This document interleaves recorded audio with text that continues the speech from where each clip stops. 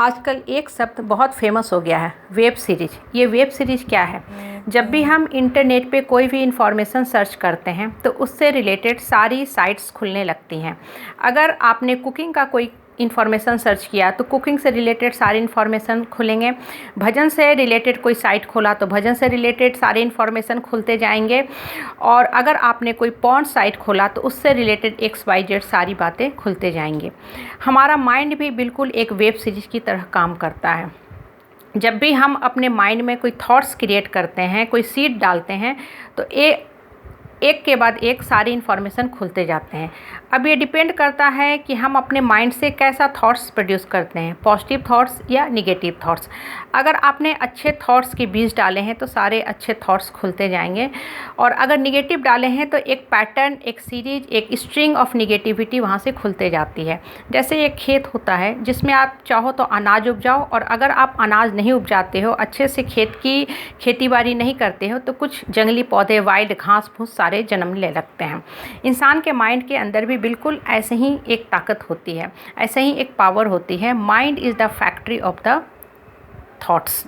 इसलिए इस माइंड को बिल्कुल सही जगह पे स्थिर करना ये हमारा प्रथम कर्तव्य होता है। हम अच्छी किताबें, ज्ञान की बातें, धर्म की किताबें, गीता पढ़ते हैं, जहाँ से हम 8-10 बातें सीखते हैं, पढ़ते हैं और किताबें बंद करके रख देते हैं। अगर आपने सिर्फ किताबों को मुख से पढ़ा है तब वो ज्ञान मैकेनिकल हो जाता है। आप घंटी बजाते हो, भगवान का ध्यान करते हो, और ध्यान पड़ोसी के घर में रहती है, आपके कान पड़ोसी के घर में रहते हैं, क्रिकेट के मैच पे रहते हैं। वो एक मैकेनिकल काम है, रिपीटिटिव टास्क है, जिसमें ग्रोथ नहीं होता है। लेकिन अगर उसी किताब को आप दिमाग से पढ़ते हो, माइंड से पढ़ते हो, पढ़ने के बाद चिंतन, मनन, स्मरण करते हो, तो आपने 6 बातें पढ़ी, 26 बातें दिमाग प्रोड्यूस करता है। अब क्वेश्चन होता है कि दिमाग कहाँ से प्रोड्यूस करता है? जब आप अपने अंतर्मन को शांत करते हो, आत्मा को परमात्मा के साथ संलग्न करते हो, तो ये जो परमात्मा ने जो बातें गीता में लिखी थी, वो गीता आपका अंतर्मन कहना शुरू करता है। हर इंसान के अंतर्मन में ऊपर वाले की शक्ति है, लेकिन हम अपने ऑर्डिनरी लाइफ जब जीते हैं, मंडेन लाइफ जीते हैं, तो ये सारी बातें अंदर कहीं छुपी रहती है। जब दिमाग को हम स्थिर करते हैं, ऊपर वाले पे एक शांत भाव से काम करते हैं, तो हमें भगवान दिखता है। भगवान कभी भी फ़ोटो में नहीं होता है, घंटियों में नहीं होता है। भगवान एक भावना होती है, भगवान एक रियलिटी होती है। God is not a concept, it is an reality, it is an भावना। इसलिए कुछ लोग भगवान की बिना पूजा पाठ किए ही शांत रहते हैं, उनमें एक हलचल नहीं होती है।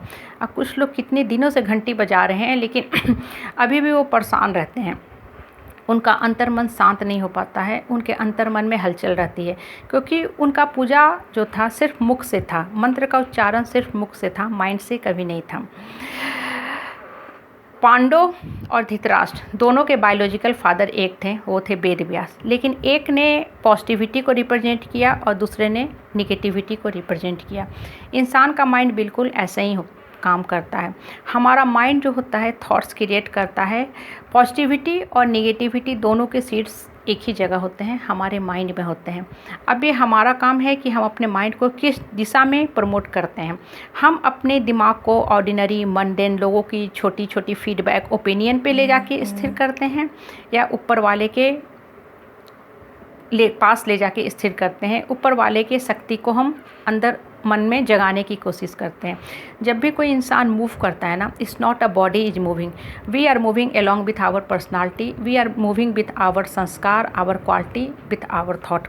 कोई भी इंसान जब मूव करता है ना, तो वो अपने थॉट्स, अपने संस्कारों की खुशबू लेके चलता है। जैसे अगर हम कोई परफ्यूम लगाते हैं तो जहाँ हम जाते हैं हमारी परफ्यूम की भी खुशबू फैलते जाती है।